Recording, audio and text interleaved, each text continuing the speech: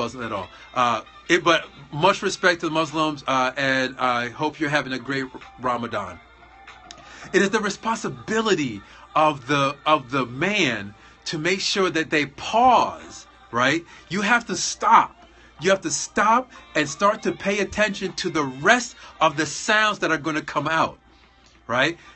The rest of the sounds that are going to come out, so that you can start to understand. And that's the comprehensive part. You start to understand the sounds that are being made. Oh my goodness. All right. Now, once you understand the sounds that are being made, this is where the artistic side comes in, right? I know, Janine. This is where the artistic side starts to come in, right? Yeah, you can't see nothing, you can't hear nothing, right? This is where the artistic side comes to come in. The third step is empathic or empathetic. I don't want to use empathetic though, but I want to use empathic, right? Empathic is when you start to listen, when you're listening to what somebody's saying, and you start to feel the message of what it is that they're saying. You start to feel and start to internalize and start to get a sense of where they are coming from when they are giving their speech. Dictionary time. Yes. All right. So empathic. You know that word. Don't give me that. Empathetic, empathy, right? It's all the same root word. Okay. So you're giving this speech. Oh, you're from France. La Cruz. Okay, you're from France. Serena, I know you know. I'm playing. Right. No. It's not about feeling sorry, right? It's not about feeling sorry. It's about relating. It's about relating to what is being said. So being empathic is about relating to what is being said, so that there's a deeper connection, right? So there's a deeper connection. So for example, when I'm speaking to you, and you're listening, as I talk about what it is that I'm talking about, and I use stories and I use my own examples, you can start to relate, and you're not feeling sorry for me, but you are connecting and relating to what it is that I am saying. And when you relate to what it is that I'm saying, right, empathy is different from sympathy, exactly. When you relate to what it is that I'm saying, we connect better. Oh my goodness. This is good listening. When you're listening effectively, you can start to connect with what is being said. Oh man, I'm loving this tonight. You're very empathic. Okay. Empathetic. Okay, very good. So, yeah, and that tends to be, you know what? That's a skill. That's a skill that you can learn. That's a skill that you can learn. But there are people that have a gift of it and are able to relate to people in a much stronger way. Does that make sense? Have you ever been, that's your gift. So Candy, that's not your full name, right? Hold on, let me see. Monica, there it is. Okay. Hey, Forever, how you doing? I don't know if you're trolling or not, but you're welcome to stay.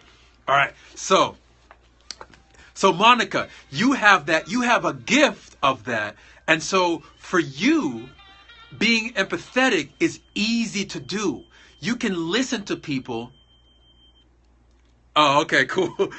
You can listen to people and relate to them and connect to them very quickly and very easily, and perhaps even, let me ask you this, Monica, perhaps even at a deeper level than most people are able to do, right?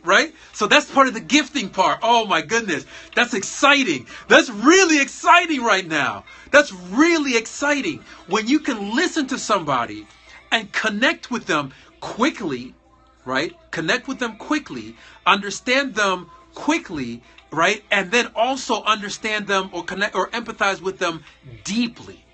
Oh man, because what happens is, this is a beautiful sidebar. Okay, this is a sidebar, but this is a beautiful sidebar, right? What happens now is that you can respond. This is why the listening is so important, because now you can respond to what is being said, right? It's hard to connect when you can understand someone more than they understand. Right. So right. You can respond to what is being said with much more effectiveness. So when somebody says something to you and you're listening and paying attention and being empathetic and showing empathy, right? You can respond to somebody in a much more effective way.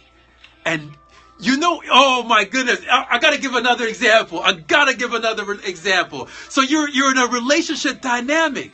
And have you ever been in a situation where you're talking and you're pouring out your heart and the person says, "What did you say?" Or they're like, their response has nothing to do with what you just said? Doesn't that hurt? That's like, ugh, might as well stab you in the heart. Oh my goodness. That's the worst. But guess what happens? It makes you mad. It does make you mad. That is the worst. But guess what happens on the flip side? When somebody, you're pouring your heart out, and the person that you're pouring your heart out to has the perfect response. They are listening and they respond to you in a way that's like, "Oh man, you get it." They're not trying, and they're not trying to solve your problem. They're not trying to fix you. They're not trying to, they're not trying to solve your problem or fix you. They just understand and they respond in a way that shows them, you know what?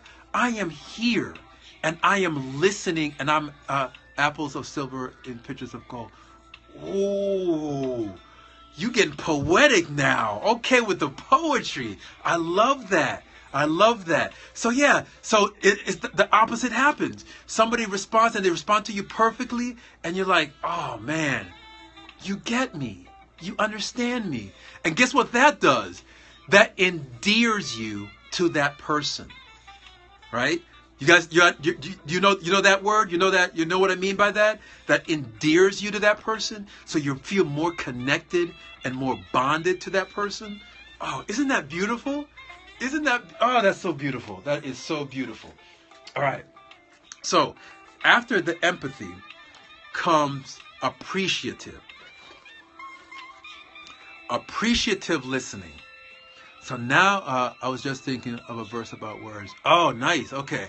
So when you're listening with appreciative ears, now this is we're going to start to separate a little bit from the emotional part.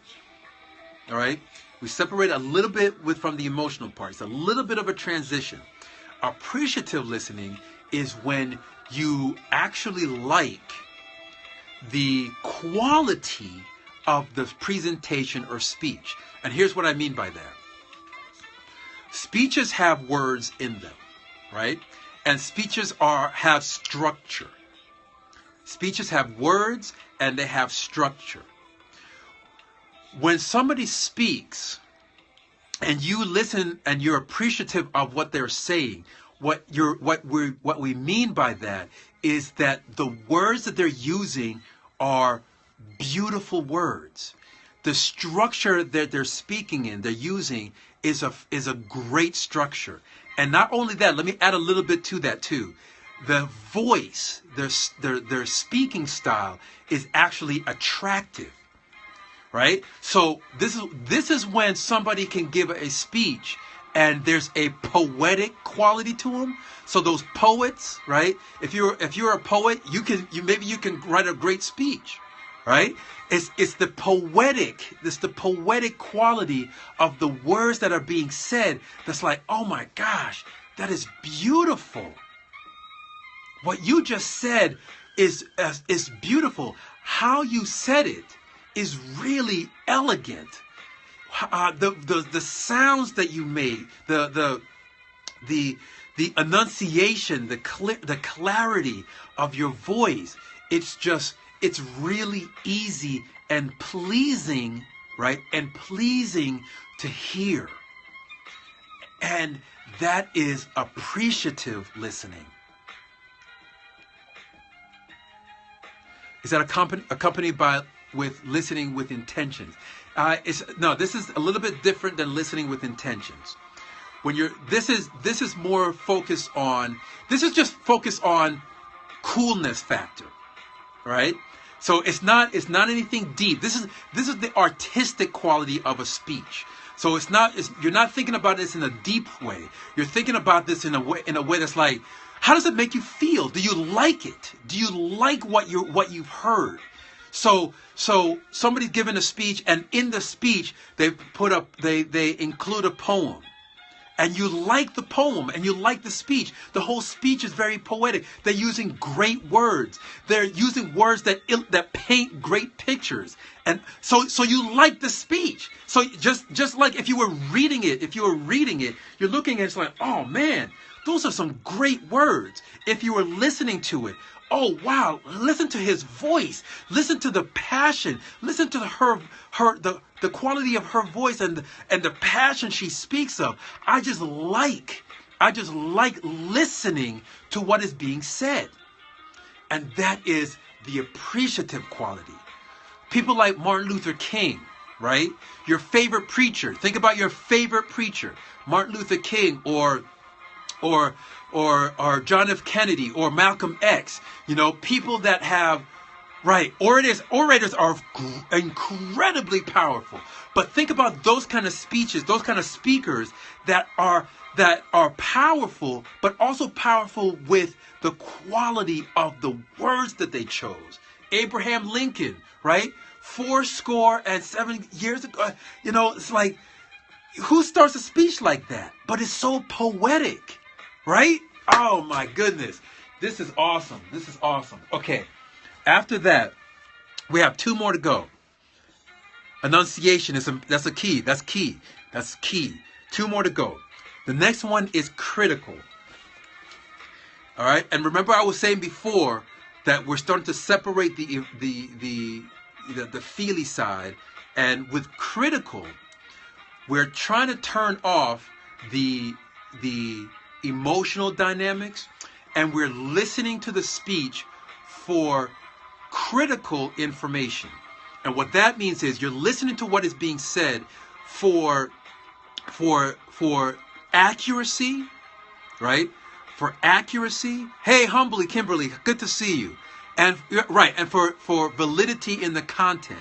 So this is where it's like, okay, you don't want to get hoodwinked.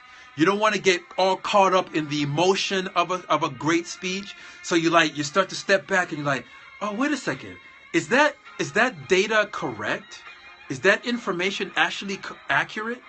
And so you're listening for clues in the speech that speak to the accuracy and the validity of what is being said. Don't get so right. But okay. See, but here's okay. Let me be honest. Let me be honest with this. Because there, even though you listen critically, the real truth is most of your decisions, if not all, actually, you know what? All of your decisions are going to have an emotional component to them, right? You cannot think absolutely critically 100% of the time. There is going to be an emotional, a feeling component in all that you're doing.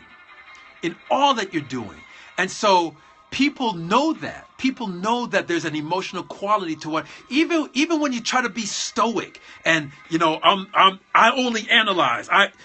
Even when you do that, there's an emotional component to doing that. And so, because you cannot analyze without the emotional, because you start to think about, okay, why am I analyzing like this? Why am I going to be so critical like this? You're doing that for an